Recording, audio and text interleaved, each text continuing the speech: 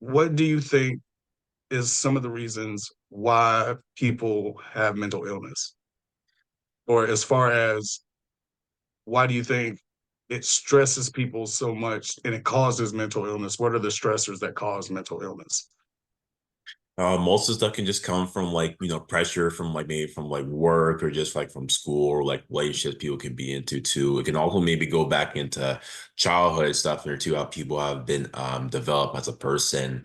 From a psychology field, there's a theory called the psychodynamic theory, where basically it's talking about how you grew up in the family in terms of like how you were raised by your mom or your dad or grandparents, whoever was raising you shapes you into the person that you are like now. So if someone grew up in an abusive household, for example, they're more likely to kind of have like more of those abusive like traits in there too, especially when it comes to like friendships or relationships, because that's how they would perceive themselves. And that's how they kind of like ingrown in their mind, saying like this is what normal to them too.